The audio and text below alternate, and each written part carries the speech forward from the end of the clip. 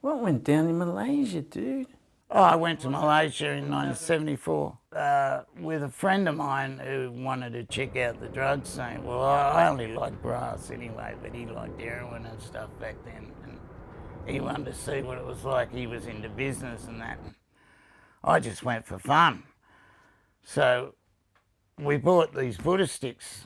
And they're 2.8 a stick, which is 2.8 grams, nearly 3 grams. Then there's 10 in a brick, which is 28 grams, which is an ounce. And a brick was a brick of 40, so that was 2-ounce bricks. And they were $8 a brick, which turned out to be about 40 cents a stick.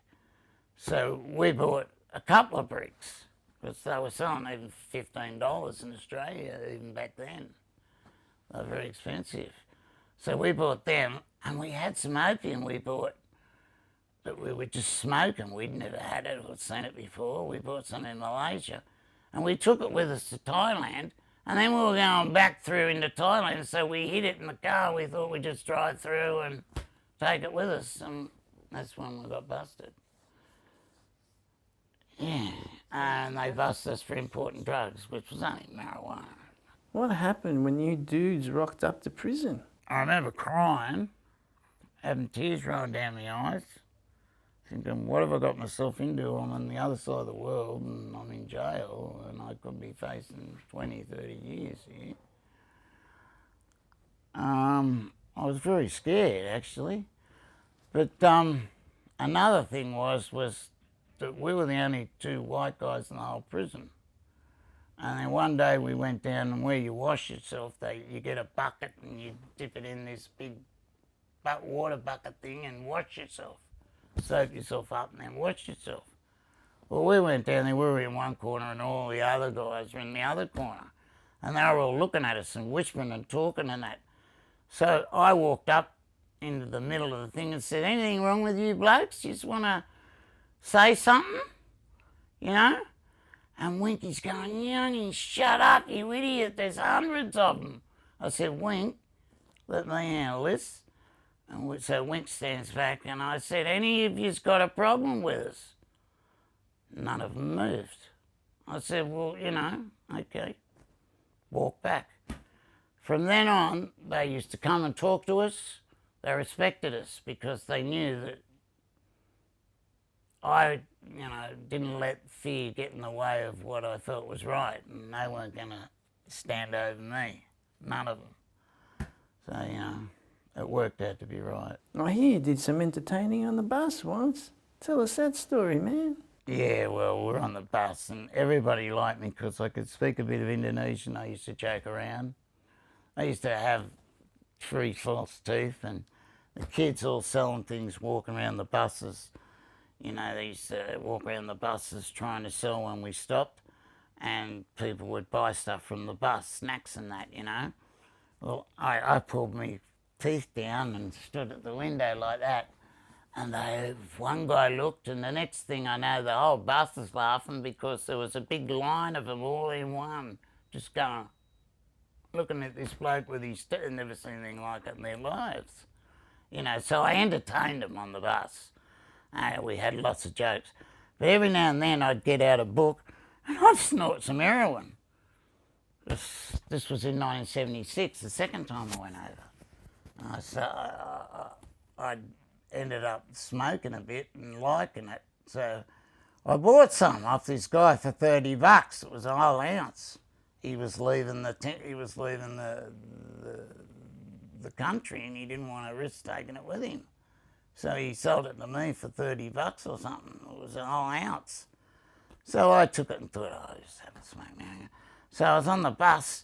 Anyway, a policeman got on. And the whole bus went, Greg, shh, shh, no, policeman, protect me. And fucking when he got off there, I went, shh, now you can go on.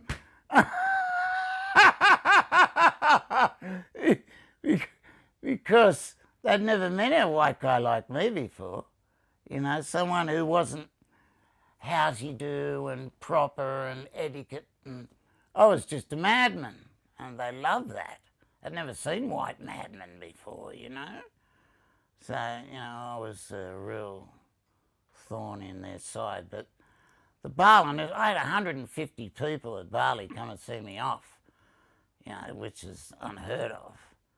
You know, like, I made that many friends over there in Balinese because they could relate to me. I was crazy. They loved crazy, you know. They just loved it. They thought crazy people are interesting, you know. They've got some character, you know. They laugh, have fun, you know. They do stupid things. Like this guy said, Greg, I want to take some photos of you. I said, yeah, sure. So I dropped my pants and stood on my head and flashed my ass at him. I said, there you go, take that one. And he's fucking rolling around trying to take these photos, laughing. He said, oh, he never met anybody who did shit like that, you know. So, you know, I mean, I was a bit of a jokester and I played up, but all the time I was learning inside my head that happiness was a really, really important part of your life. And to be happy, you had to do things that were right, to have that conscience not bother you, you know? So, you know, that was what it was a big transformation for me to understand myself inwardly, to understand why the mind and why we do things and where it all comes from. Where does thought come from? Why do we think so much? Why does the mind chatter endlessly? You know, and thought creates feeling. I work things out like that. Like if I see a girl and I like her and she's with another guy, I get jealous. Well, that thought created that jealousy. The same thing as walking through the bush and thinking somebody might hurt you. So you become afraid. So thought creates feeling. And by going inwardly, I learnt these things. So I learnt that thought shouldn't control the way I feel. You know, I have to feel and learn about life through understanding it, not thinking it, you know, by observing it. You know, you don't have to jump off a cliff to know it hurts. You just have to see somebody else do it. You know what I mean? You can avoid pain through observation. You know, you can avoid a lot of things through being observant. They say you learn from experience. If we do, why do we keep repeating wars? What have we learnt from war if we keep repeating it? The reason we repeat it is because we live in labels, we live in groups, we live in segregation, you know, apart from each other. We carry flags, and that divides us. Individuals don't fight, groups do. Countries only fight, not individuals have wars.